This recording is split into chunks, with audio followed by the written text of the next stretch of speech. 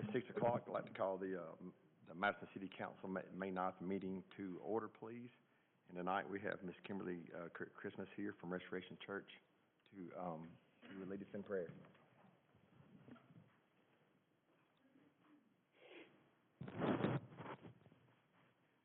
Father, in the name of the Lord Jesus, we just thank you for this opportunity to assemble ourselves again together so that we can come forward and do those things which you have put on our hearts to do as a community, Father. I pray for each and every one of those elected officials that are here this evening. Father, I pray wisdom come through their minds and through their lips. I pray, Father God, that you bless them, that you cause them to bring forth your wisdom and your will in this community, Father God. I thank you, Father, that as they assemble and discuss every item on this agenda, that it will be done decently in order according to your perfect will. And Father, we always want to give you all the glory, all the honor, and all the praise for all that's done. In Jesus' name we pray. Amen. Amen. Thank you, Pastor. Thank you, Pastor. Please join me in the pledge. I pledge allegiance to the flag of the United States of America and to the republic for which it stands, one nation, under God, indivisible, with liberty and justice for all. Can I get the roll call, please? Mayor Finley? Here. Councilmember Wroblewski? Here. Councilmember Spears? Here. Councilmember Powell? Here. Council President Shaw? Here. Councilmember Bartlett? Here. Councilmember Denzine? Here. Councilmember Seifert? Here.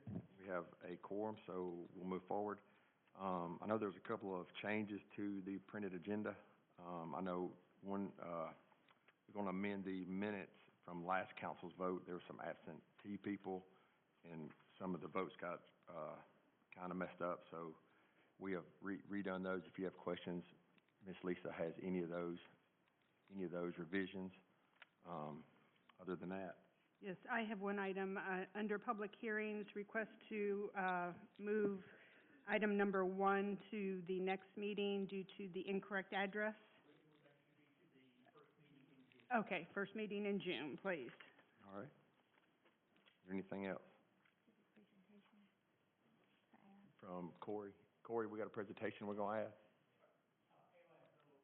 AYSO. All right. Yeah, we're going to add AYSO to the presentation and awards. That's all. We'll move forward with that, and I'll ask for approval of minutes from April 25th. Move to approve. Second. Motion is second. Is there any discussion? If not, can I get the vote, please? Councilmember Wroblewski? Aye. Councilmember Powell? Aye.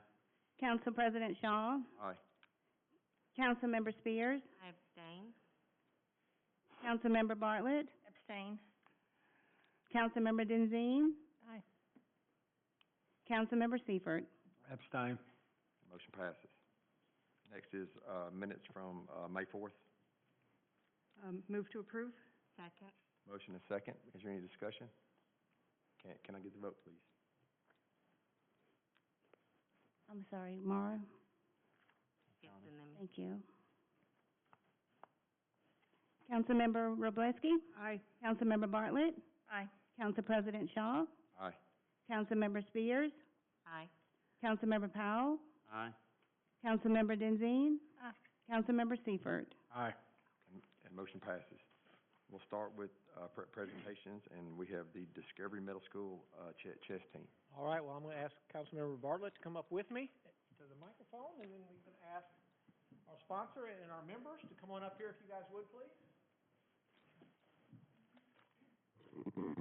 So we are excited to be able to recognize some national champions in chess. First, the sponsor from the Discovery Middle School chess team is Julie Goldston.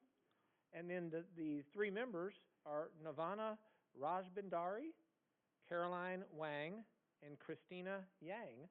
And Ms. Bartlett, I'm going to let you give them a little idea of what they've done. Thank you so much. First, Julie Goldston has been the sponsor at Discovery Middle School for Chess Club and Chess Team for 10 years.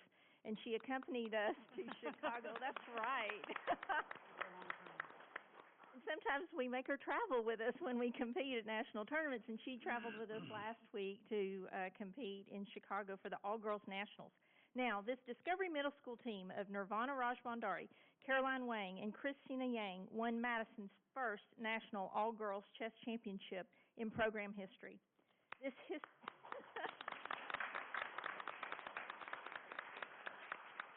This history-making team battled and maintained first place after each round of all-girls nationals by beating girls rated hundreds of points higher from across the country. The fifth round wins from Christina against an opponent over 200 points higher and from Caroline against an opponent over 600 points higher were pivotal for the team as they established a 1.5-point lead leading into the fifth and sixth final round. Nirvana had an epic tournament, winning 4 out of 6 possible points against much higher rated opponents and winning the 8th place individual trophy in the U16 section. So congratulations to you three.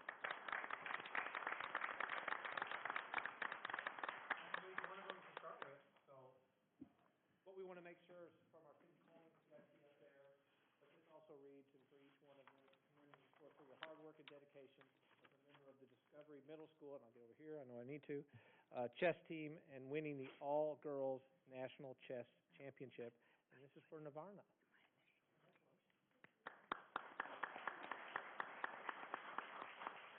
All right. This one is for Christina.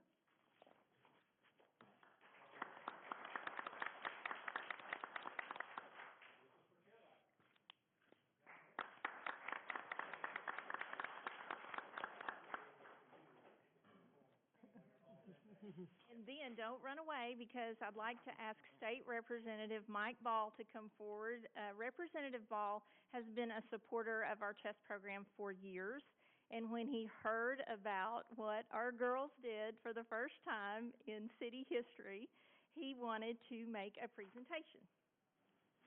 Well, thank you very much for letting me participate all these years, and this will be the last year that I'll be helping you, but I'm sure someone else will step up and do it. And I have a grant for $1,000 for the chess club.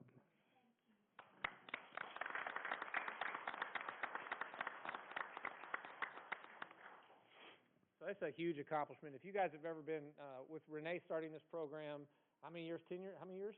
10? Next year will be the 10th anniversary of Madison Street Festival. 10 years ago, and she used to bring a lot of us in to play them about in January, and I can tell you that I started with a 10-year-old, and I think I'm now playing about a 3-year-old, and they beat you in about 4 or 5 moves, and you just hold on for as long as you can, but about the time you move and they look at you and snicker, you know you're in trouble. Guys, we want to get some pictures, but let's give them one more round of applause for some national chess champions.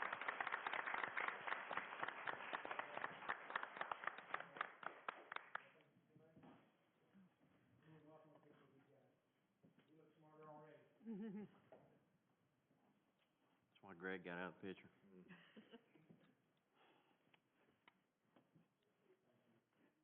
Congratulations, you guys.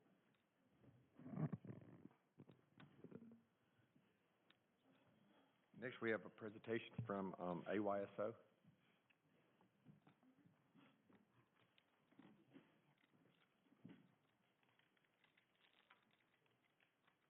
Hi, my name is Gene Shear. I live at 101 Danvers Drive in Madison. I'm the Commissioner for Region 498, AYSO. And we're here to present a $100,000 check to help support get lights at the soccer fields on Dublin 5. Yes, sir.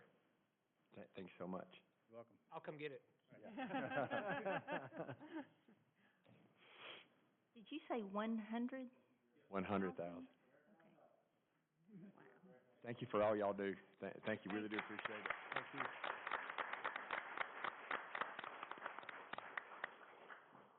If you want to come back in 2 weeks, we'll be right here. Next is public comments, and we have Ms. Terry Johnson is signed up.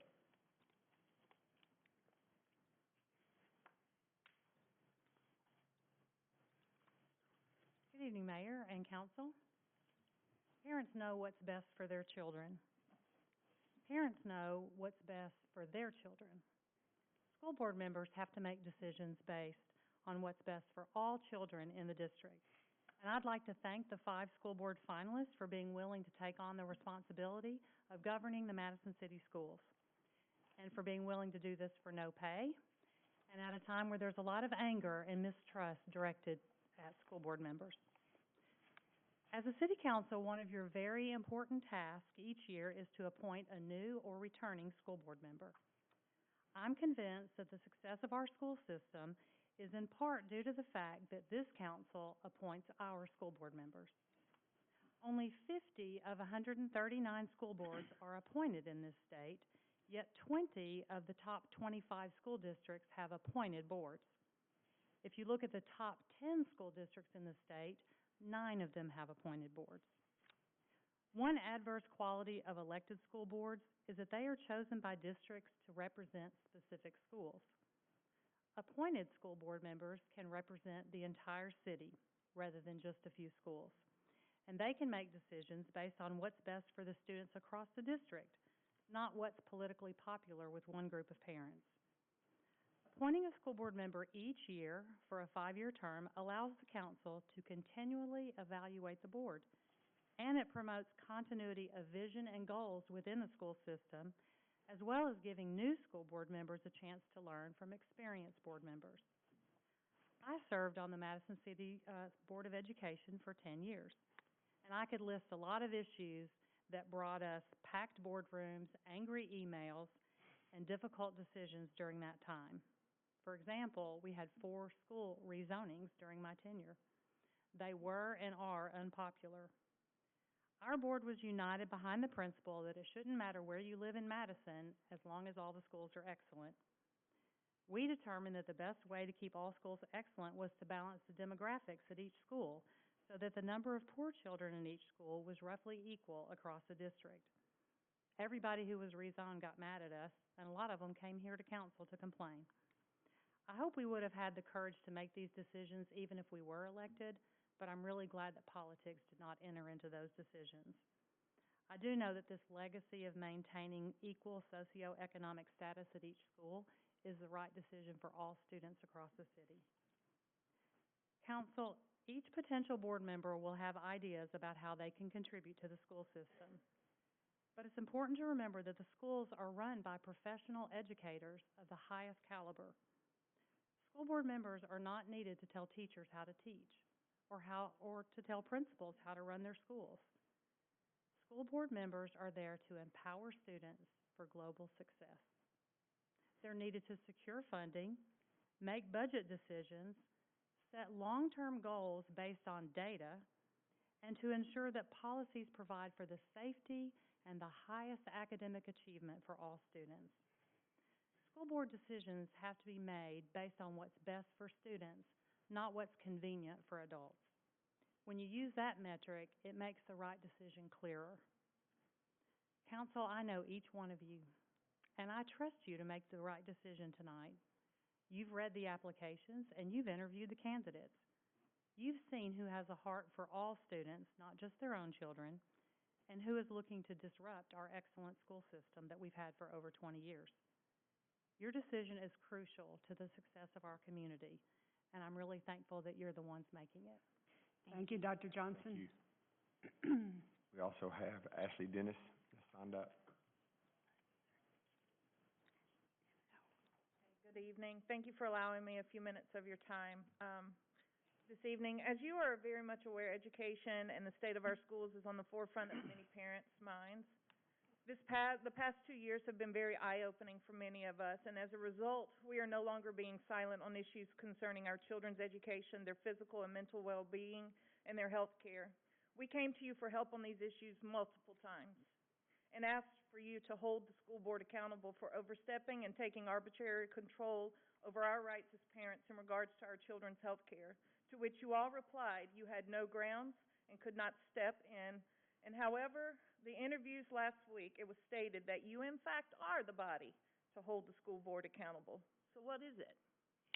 You all also suggested that we apply for the seat coming available, and 3 individuals, myself included, decided to do just that, and not one of us was selected for the interview process. I would like to say that I have faith in your selection process, but after viewing the recording of these interviews and seeing the list that you narrowed it down to, We were very disappointed in your selection.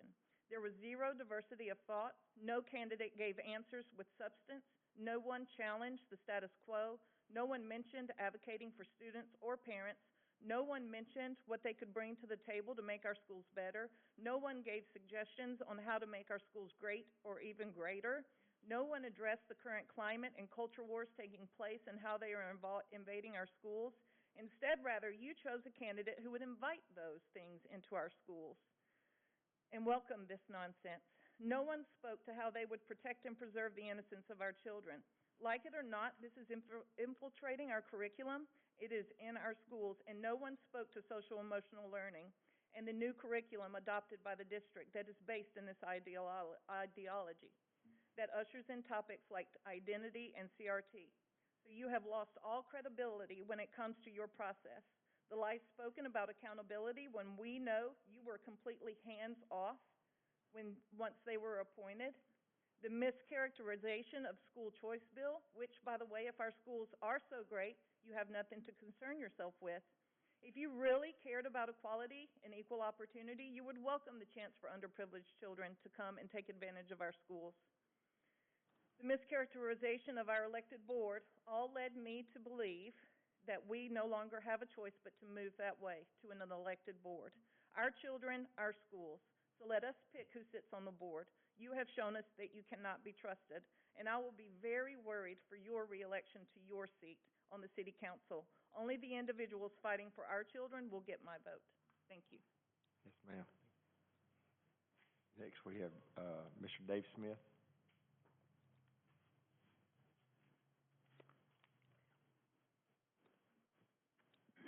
Good evening, Mr. President. I'm Dave Smith, Madison City resident since 2019. I've attended most of the MCS BOE meetings over the last year. Thank you for the opportunity to speak regarding several of the topics raised in last week's BOE interviews. Regarding current BOE weaknesses, which were not addressed very much in the interviews, last fall, Merrick Garland deemed American parents attending school board meetings domestic terrorists and deployed FBI task forces to monitor them. At Madison County's BOE meeting directly thereafter, which I attended, their BOE president opened the meeting explicitly and publicly disassociating their board from Garland's directive. No such public statement that I'm aware of came from our MCS BOE. We Madison City parents are a lot of things, but most certainly are not domestic terrorists. Covert overreach was another weakness of our BOE. Our BOE stubbornly over many, many months failed to follow basic Moneyball common sense. If masks are good, why don't they work good? This is not simple 20/20 hindsight. Our BOE held mask mandates far longer than they were deemed useful in most other settings, including the overwhelming majority of Alabama school districts. Our schools didn't outperform non-masking school districts. We're doing it for the safety of the 12,000 plus kids, and we have the power, were the two main justifications the BOE offered in response to Madison City parents' opposition to mask mandates. Our BOE is a non-medical governance board. It doesn't even know the names of the vast majority of those 12,000 plus kids, much less any of their individual medical needs.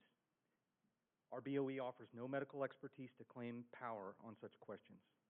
Our BOE stepped out of its swim lane when it extended its mandatory masking policy far beyond the end of the statewide emergency period. School choice, attrition, and retention also came up in the interviews last week. Attrition. Why are students leaving MCS, and what can be done about it? COVID overreach did not help. Flip the question. Why did Madison City families choose MCS in the first place? Best schools, period. Any deviation from that focus has been and will continue to be self-defeating. Retention. Simple. Anything less than best schools in the state should be unacceptable. Not number 21, our best-rated school according to publicschoolreview.com. Not number 6, our best-rated high school according to U.S. News and World Report. Not number 2 in the state, school district according to niche.com. Not number 32 in the state, our best-rated school according to greatschools.org. Alabama is number 47 in the country, U.S. News and World Report. Number 44 in the country, worldpopulationreview.com. Number 46 in the country, edweek.org. Patting ourselves on the back for inhabiting the upper echelons of mediocrity, hat tip Indigo Girls, is no formula for retention. Closing the loop on school choice. What other example can you offer of a forced choice producing excellence? If Madison City schools are excellent, then what are we afraid of in school choice? Surely families in neighboring districts would be banging down the doors to bring more revenue into our schools. We've got highly educated parents in Madison City. Don't take that resource for granted. Trust us, we'll make the best available decision for our kids. Thank you for the time. Yes, sir. Thank you. Next, we have, Miss Sarah Parker.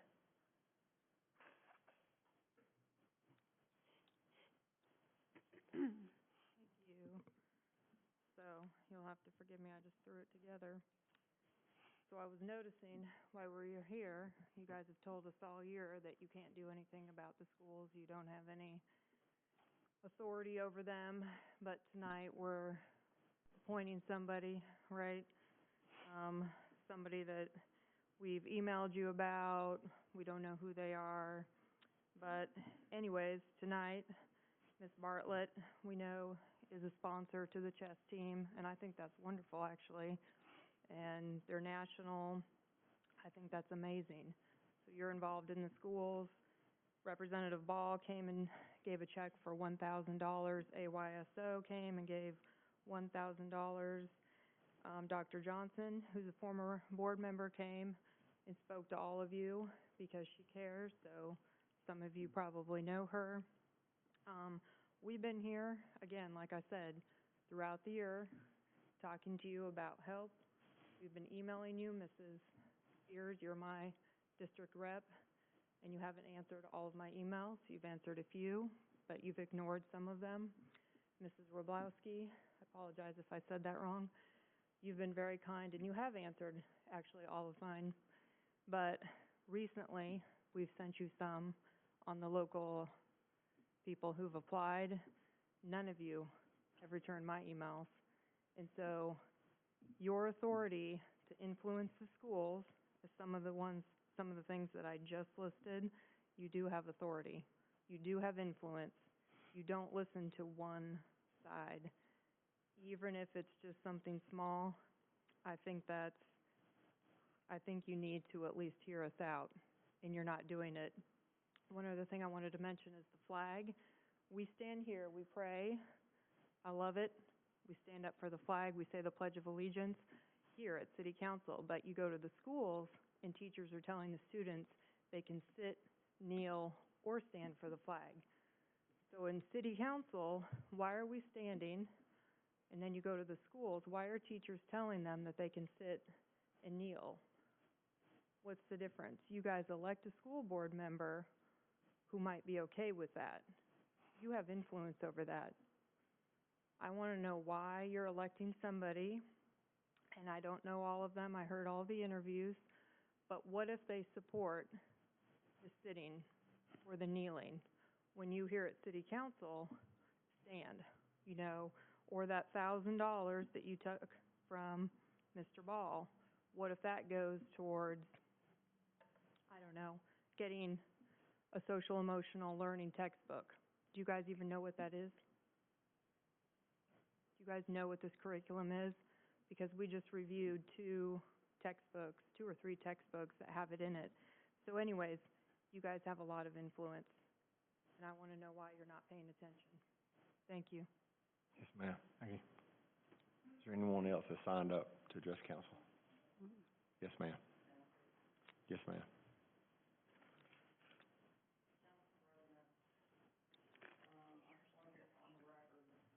This is not about, Could you state your name, please?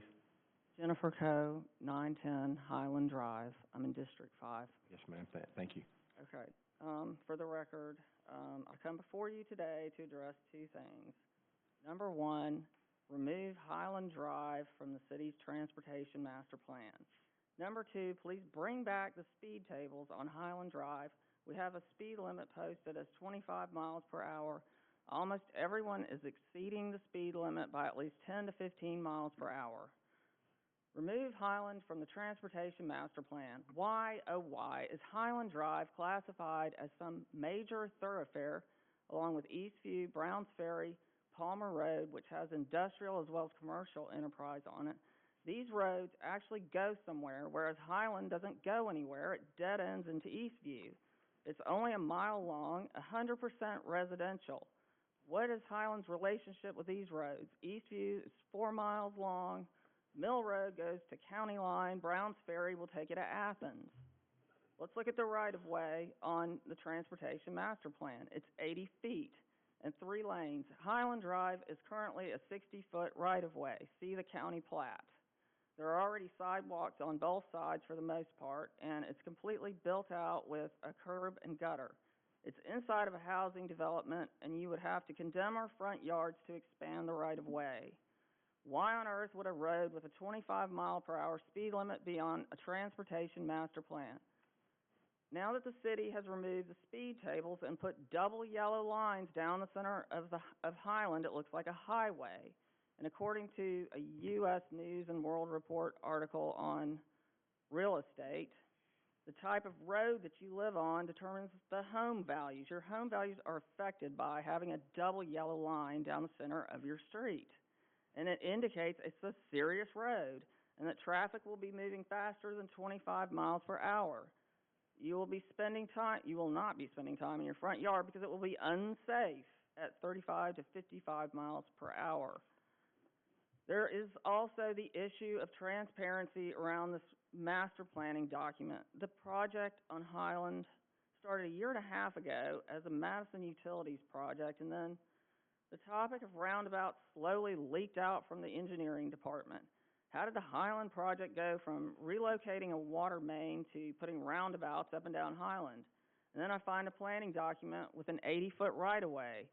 The most significant fact of the matter is that once your road is on the Transportation Master Plan, you become subject to becoming part of another comprehensive master plan, like say for Parks and Recreation or the Singing River Trail. I found Highland Drive is briefly mentioned on page 167 of the Singing River Trail final plan. The planning document depicts the right-of-way improvement. How is this an improvement on a residential neighborhood street? We don't live on Hughes Road. This is people's front yards. This is an injustice to the residents of Highland. It's already brought down the property values by putting double yellow lines down the middle of it and allowing people to ignore the speed limit. Thank you. Yes, ma'am. Is there anyone else who would like to address council? Yes, sir.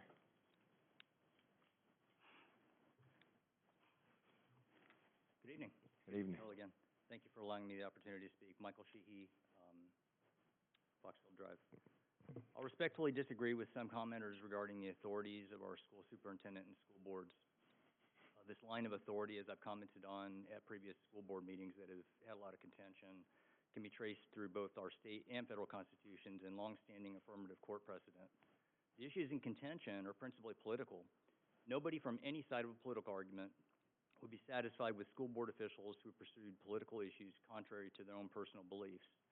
So I'm not entirely a fan of appointing school board members.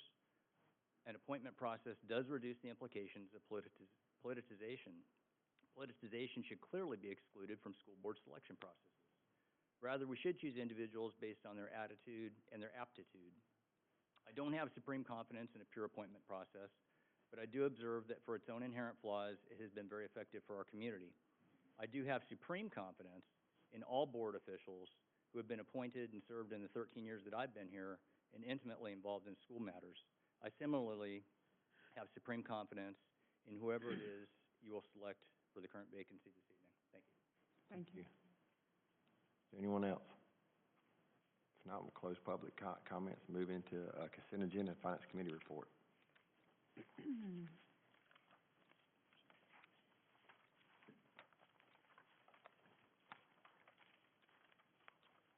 The Finance Committee has reviewed the bills to be paid and the financial statements that were submitted by our finance officer. We've reviewed the items on the consent agenda, and specifically we wanted to thank those who made donations for the Madison Senior Center members. We received small donations, but we appreciate each of those. And with that, I would like to submit the consent agenda items and move to approve. Second. Motion is second. Any discussion? Can I get the vote, please? Councilmember Bartlett, Aye. Councilmember Spears, Aye. Council President Shaw, Aye. Councilmember Wroblewski, Aye. Councilmember Powell, Aye. Council President Shaw, Aye. Councilmember Denzine, Councilmember Seifert. Aye. Motion passes. Next is presentation of awards, of reports, and we'll start with Mayor Finley. I've done the awards, so we're just going to, quick report. Michael Johnson in the back, our new city engineer. I know he'll come up with Michelle, who we personally want to thank for all that she's done, holding down the fort while we got Michael in place. But other than that, congratulations on being here, and we look forward to having you. And with that said, that's all I have. Very good. We'll start with District Number 1. Yes, sir. Just wanted to give a thanks to the Committee of 100 for hosting the annual Day of Prayer. Mayor Finley, Council Member Spears, Bartlett, and Denzine, and I attended it last week, and very thankful that this is back on our calendar for this year, and it was just a great way to start our day. Did want to put out a plea for the Friends of the Library. We are in need of some volunteers. We have our meeting tomorrow night at 6:30 at the library. The volunteers help support various events, such as this Thursday. We're having our Mad Movie-a-thon Orama. This is our second to last movie. It's Frankenstein Meets the Space Monster, a classic for all, very much a family-friendly event, and would like you all to consider supporting the library by becoming a friend. Thank you. That's all I have. Very good. District Number 2. Yes, and I have the appointment of the school board member, and I would like to nominate Scott Newberry. Is there any other nominations? Not, we'll appoint Scott through acclamation.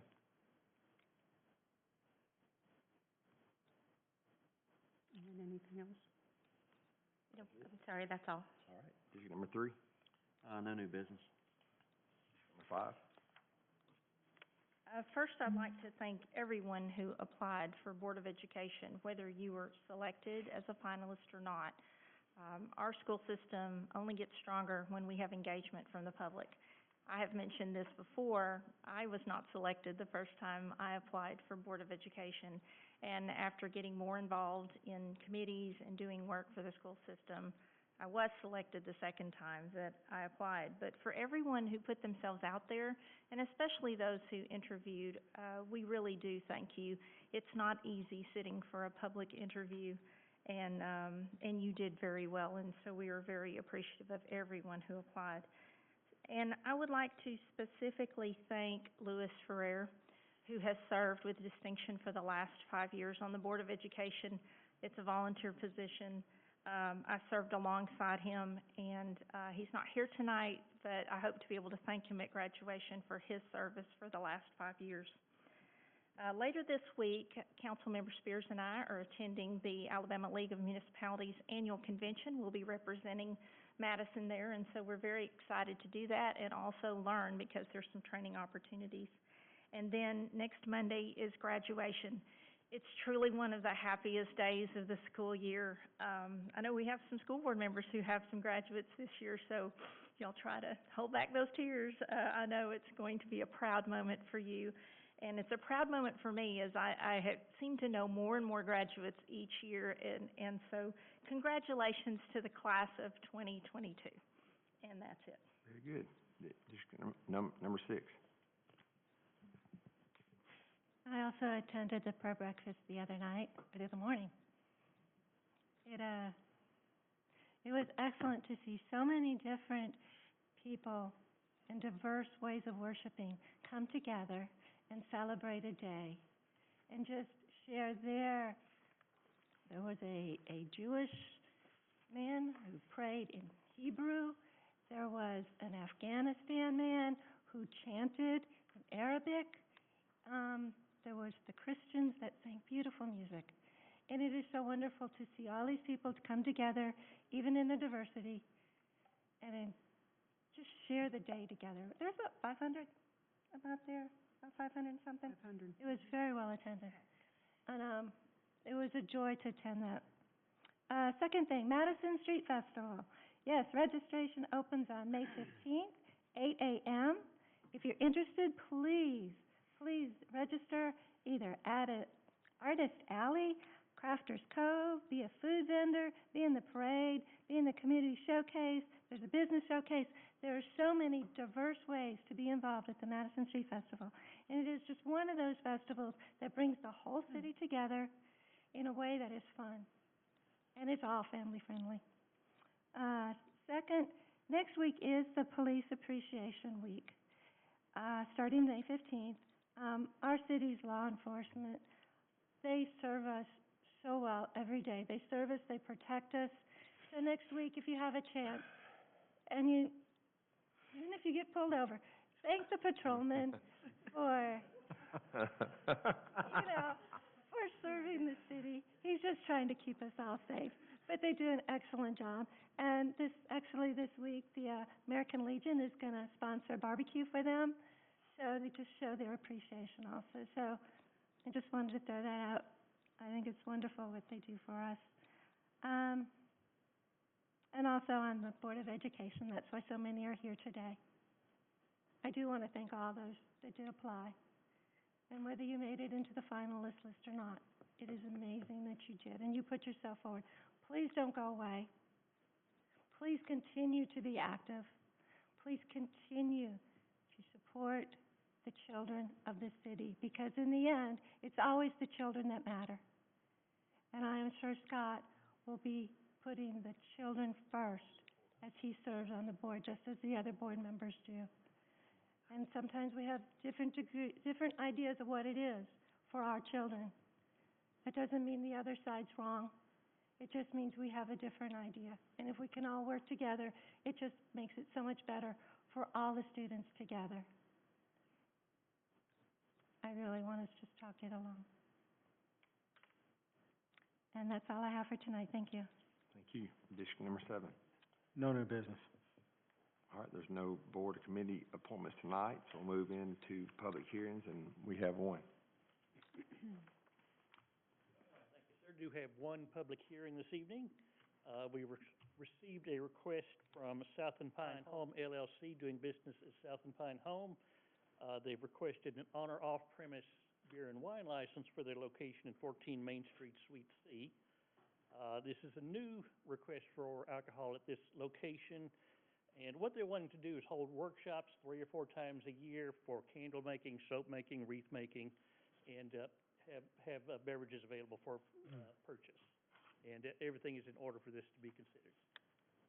All right, I'd like to open the public hearing, see if there's anyone like to address council and mayor. If not, we'll close the public hearing and ask for a motion. Move to approve. Second. Motion is second. Is there any discussion? Can I get the vote? Vote, please. Councilmember Seifert? Aye. Councilmember Powell? Aye. Council President Shaw? Aye. Councilmember Wroblewski? Aye. Councilmember Spears? Aye. Councilmember Bartlett? Aye. Councilmember Denzine? Motion passes. Thank you, Cameron. Next is department reports, and engineering's up first.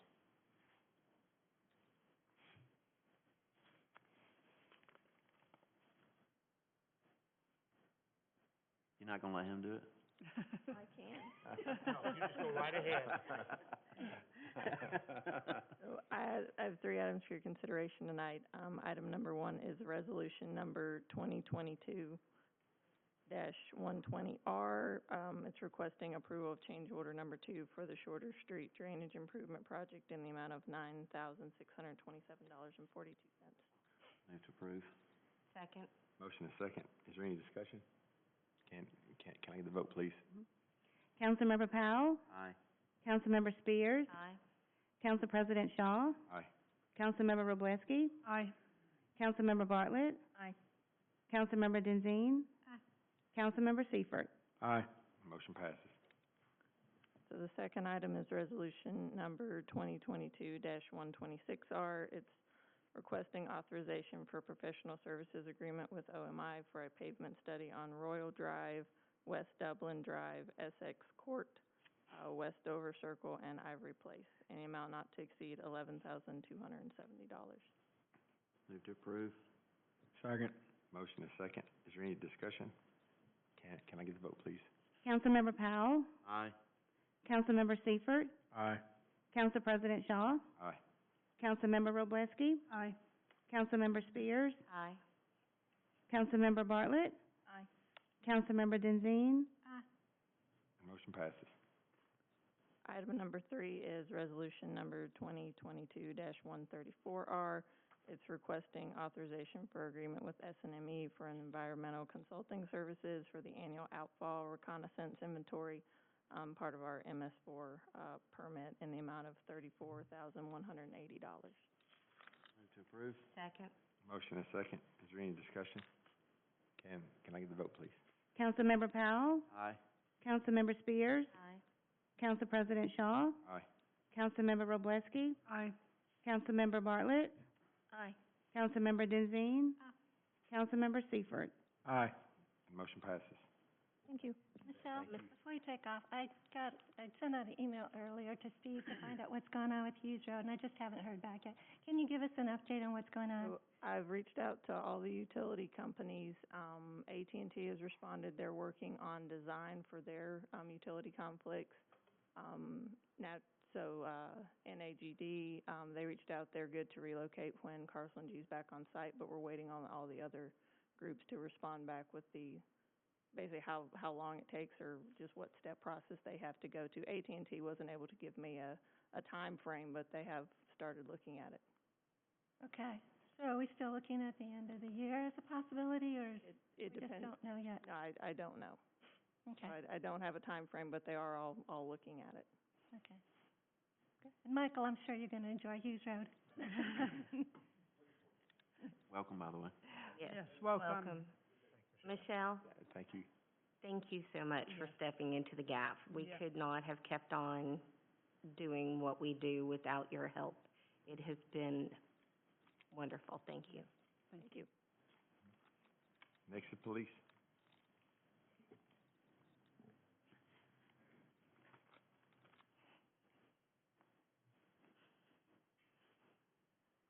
I'm here for resolution number 2022-132R, and it's awarding towing service contract to Import Wrecker, who has had it for the last couple of years. Just to give you some idea of what these tow companies are required to do if they're going to do police-related towings. They have to be available 24/7 to come out to any tows that we need. They need to be available 24/7 to release a car to somebody whose car we've towed. They have to accept an agreed-upon fee for that towing. Import Wrecker has done that faithfully. They also have to subject themselves to regular inspections by the police department. And the other good thing they have going for them is they're the only one put in for the contract. So. Very good. Is there an amount for that, Chief?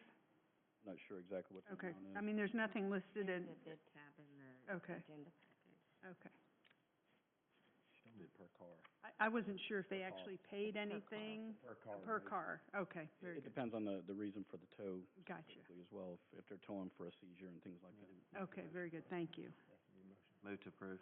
Second. Motion is second. Is there any discussion? Can we get the vote, please? Councilmember Powell, Aye. Councilmember Spears, Aye. Council President Shaw, Aye. Councilmember Wroblewski, Aye. Councilmember Bartlett, Aye. Councilmember Denzine, Aye.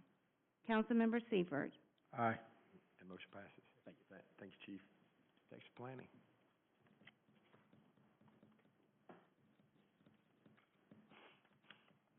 Good evening. First up, we have ordinance number 2022-114, and this is to vacate a landscape easement at the corner of County Line Road and Waterston Way. And as you can see from the exhibit, the landscape easement is about 30 feet wide, and it's shaded there in light blue. The landscape easement is not needed. Now we have in the zoning ordinance buffer requirements along the street, and so the project will be complying with those. So we would ask for your approval. Move to approve. Second. Motion is second. Is there any discussion? If not, can I get the vote, please? Councilmember Powell, Aye. Councilmember Seifert, Aye. Council President Shaw, Aye. Councilmember Wroblewski, Aye. Councilmember Spears, Aye. Councilmember Bartlett, Aye. Councilmember Denzine. And motion passes. Thank you. Your second item is Resolution 2022-118-R, and this is a memorandum of understanding between the city and LCD Acquisitions LLC.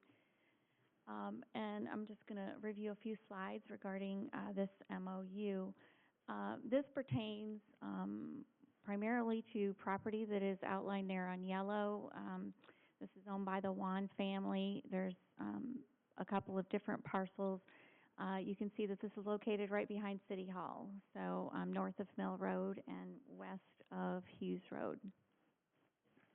By way of background, in 1994, the Wan family gave the city about an acre to expand the Mill Road Cemetery.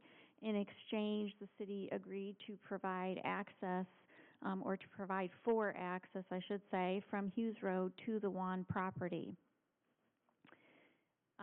That access was going to be at the north end of the Royal Cemetery off of Hughes Road. Sometime between 2010 and 2015, the city converted that into a parking lot, and that access was no longer available in that location.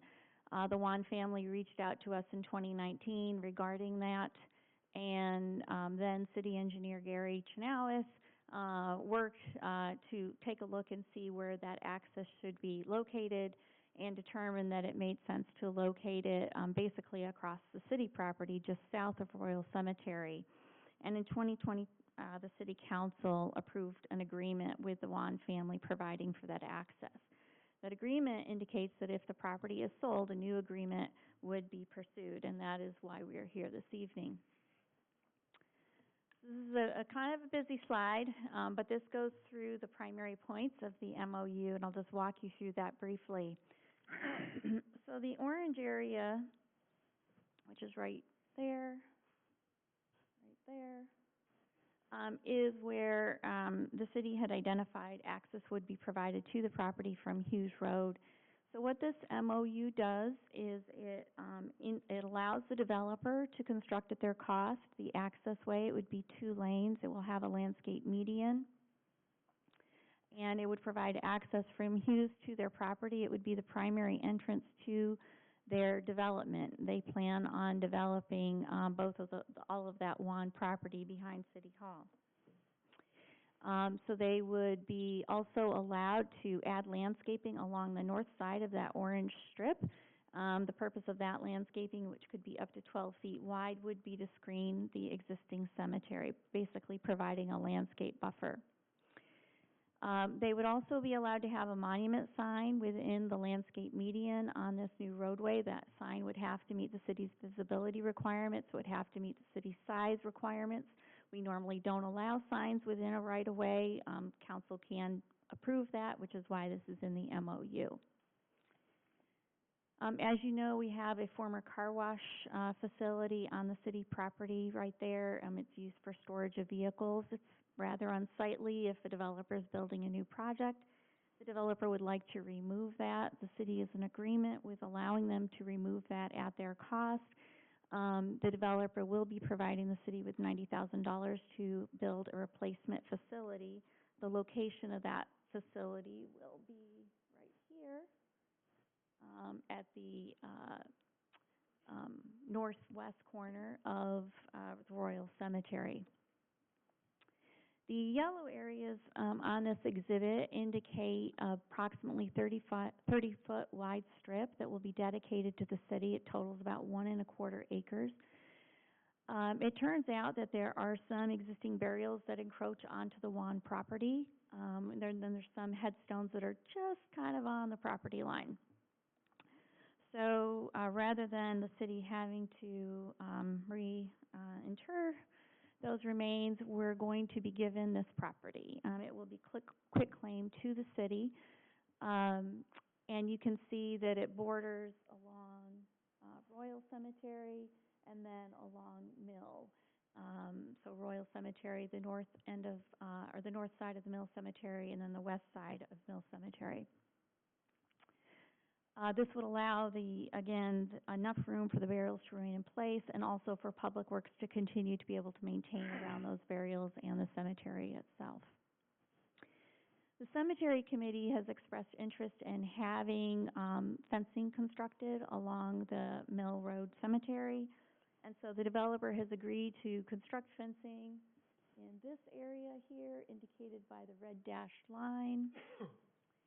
And this fencing will be aesthetically similar to the black metal fencing for the cemetery. It will probably not match identically, but it will be consistent and it will be far enough away. I would also note that, with the yellow area there along Mill Road in particular being dedicated to the city is not going to remove any vegetation that it does not have to. We don't plan on altering that property. Certainly on the development side, let me go back to the aerial. You can see there's a lot of vegetation right along this property line. The city's going to be given a 30-foot wide strip here. The developer is obviously going to be removing this vegetation. We're going to want to maintain as much of our vegetation as we possibly can. So we're not expecting a dramatic change in visual experience for people who might be in the cemetery. The green area, which is right here, represents a 10-foot wide access easement. This isn't being dedicated to the city, but the city would have an access easement, and Public Works would be allowed to improve this area with a dirt or gravel path. The point of this is to allow for the mowers who are working, let's say, in Royal Cemetery to get down to the Mill Road Cemetery without having to get onto Hughes Road. Currently what's happening is our mowers are using the Wan property. So they're driving across the private property to get between cemeteries, which wouldn't be allowed. So what will be occurring is they might be working in Royal Cemetery, they'll cross, they might be in here, we've got a storage, our maintenance building will be here. They're going to come through Royal Cemetery, be able to cross the access road that's being built, access through the access easement to get into Mill Road. Again, wanting to minimize. One of the provisions in there is that we wouldn't be putting regular vehicles through that access easement unless we needed to maintain the access easement, but it'll primarily just be for mowers. And then the final color, I ran out of crayons. The final color on this slide is the blue square right down here and a little dashed line. So on Mill Road, there is, at 225 Mill Road, there's the Wan House, which is in a bit of disrepair. The developer who's acquiring this property from the Wan family has agreed to donate this property to the city and also give the city $100,000 towards its restoration. It will cost more than that. It will cost, a couple $100,000 at least more than that. Our goal is to convert that home into a period house museum. We don't have anything like that in Madison. So we would be given the house, its contents, and work towards fundraising to restore that property. There's enough room directly behind the house where a very small parking lot could be built, could accommodate a school bus, and so forth. The developer, the Wan property itself right here by the house is a larger site. I'm going to go back to the aerial so you can see that. So it's about 2.4 acres. You can see right here. This property is not a part. So what the developer wants to do is subdivide it. So it'll be about a 90-foot wide lot in between what we call the Wan House and the existing property at 209 Mill. The developer would subdivide and want to build a house there. The blue dashed line represents kind of where that subdivision will be, and also that there will be a sewer line that would come through there. So there will be site disturbance when they put in the sewer line, but it would be subsurface. They will restore the ground to the way it is. The area that would be given to the city with the Wan House will include the mature trees that are directly east of the Wan property. We wanted to try and maintain as much of the house property as possible. There are some other minor provisions to the MOU, but this represents the bulk of what we have negotiated. And just a final point, this property, I know we've come to you before with a number of development agreements and so forth. One of the unusual things about this property is it's already zoned for R4 and R2 development. The developer's not needing a rezoning in this case. And so we have negotiated this understanding that You know, they are benefiting from the access, but they've already got the zoning to go forward if we didn't negotiate these terms. So the development itself is not before you this evening. I do have information on that if it became necessary, but we are trying to focus on the MOU. The development will go to the Planning Commission for approval. And the developer is here if you need to ask him any questions, and I'm, of course, happy to answer. Move to approve. Second. Motion is second. Is there any discussion? I just wanted to say on behalf of the Cemetery Committee, thank you for taking us into consideration and keeping us up to date on our requests and concerns. I really appreciate the communication. It's been very good. Thank you. I would just like to say that we did have a briefing on this. The city council were split when they did it. There was some lively discussion because, yes, we are putting a lot more traffic onto Hughes, but this property was zoned before a lot of you were probably even born. So that wasn't something that we have any control over. So it's unfortunate that they're putting that size, but I do appreciate the provisions that this developer has put in place.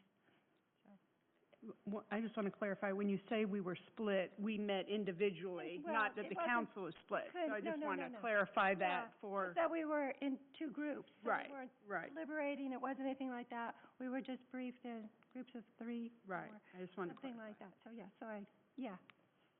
Oh, but there's nothing to be split on because we don't have a choice on the zoning. So, yeah. But anyway, I just wanted, for people that think, oh, no, they're just putting another apartment complex in, no, that's not what's happening here. Actually, it's not even an apartment complex, it's individual houses. Right, it's That's a very exactly what it different kind of product type. I do have an image of that if you do want to see what the Yeah, if you house could just put that up so people would understand what we can you are put that up, talking about. Thank you. Forgot they took it down. Thank you. So this product type are detached rental units. They're 1- and 2-story homes. There are about 40 or so of the products are units that will be attached, but predominantly they're going to look like single-family homes, but they will be rental homes. And the top picture is a picture of the clubhouse, and the bottom two pictures are representative of the houses that they would be building. So yeah, even though it's zoned R4 and they will be rental, it's got a very different look compared with the rental projects that we've seen come through recently. Will they all be white? Probably not. But we can ask Mr. Phillips if you would like to. Right. Yeah, we haven't gotten to that stage yet. But we do have, in all seriousness, because, we do have requirements for attached multifamily products. So the attached components of this do have to comply with the city standards for multifamily units. We do not have standards for detached units, single-family homes and that type of thing. So they could choose different colors and materials if they would like to. Any other discussion?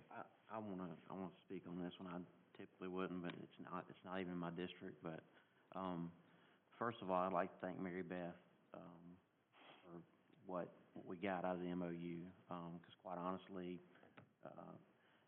it's zoned already. They could've came in, bought it, built as many apartments as they wanted to, 'cause it's already zoned that way. She worked with the developer to get some of those things down, and, get the accesses that we needed and those kind of things. So first of all, I want to thank you. But secondly, I do tell you, if I had the opportunity to vote no on this, this is something I'd vote no on. Mainly because of the accesses, getting in and out, that type of property. We're losing some of our history. Madison, we were a small town, and as the more we develop, the bigger we're going to become, and eventually we become a subdivision of another area. I live in a wand home. My home was remodeled by Aura Wand, which was one of the relatives of the Wands. And the Wands have been here and built Madison. So I think, let's also remember where we came from, but, looking back, if you don't look back, you have to know where you're going forward. So I'm glad that we're looking forward, and I appreciate everything you did to at least, you know, negotiate that past and present type thing. So thank you very much. You're welcome. I will say, in talking with, Gail Wan Guy, there's a brother and sister that own this property.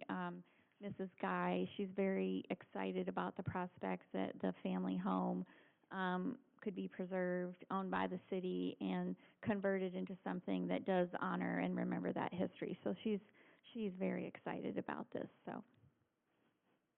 Good. Can we get the vote, please? Councilmember Wroblewski, Aye. Councilmember Spears, Aye. Council President Shaw, Aye. Councilmember Powell, Aye.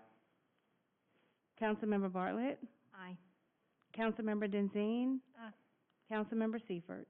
Aye. Motion passes. Okay. Your next item is proposed ordinance 2022-127, and this is just a first reading. This is a vacation of a portion of a utility and drainage easement that goes through the Greenbrier Hills subdivision. This portion of the easement's no longer needed because it's been redesigned as part of the subdivision itself, and we will be back at your next meeting asking for your approval on this item. Thank you. Thank you very much. Thank you. Kent?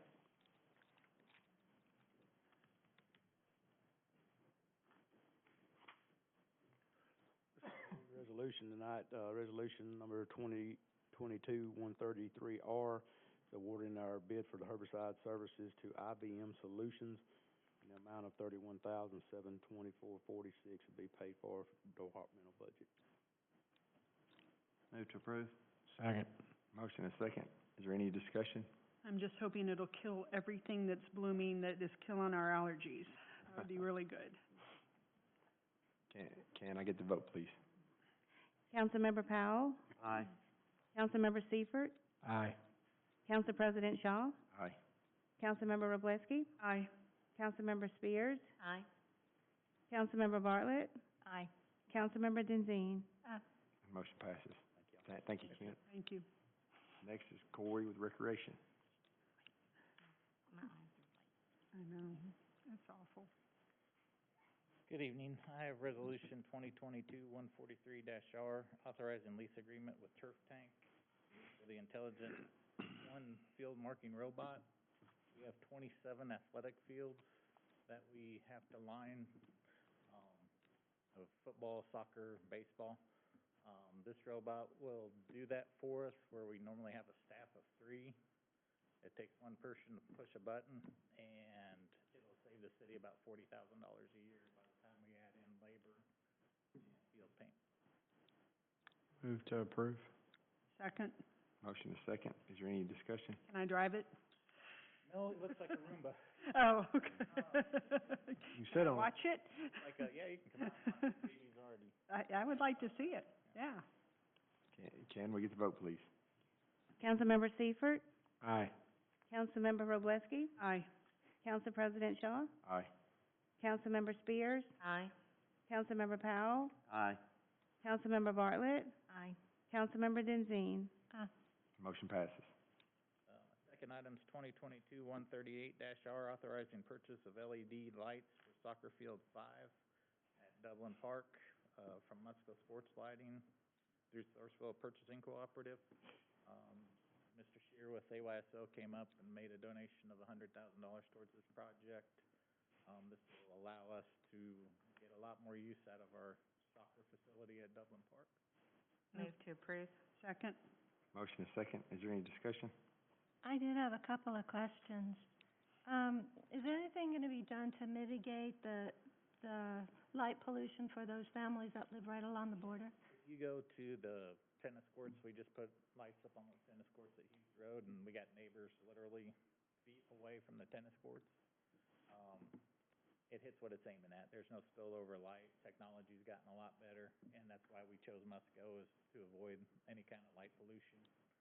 We put them up at Palmer Park, and if you go out and look from a hillside, you'll see the light is contained to that particular field. Okay. And also, since we do have the lights at Palmer, is there just the need to have more soccer fields lit up at night? I mean, just asking. Absolutely. I turn Okay. away probably 5 or 6 club organizations that are looking for fields.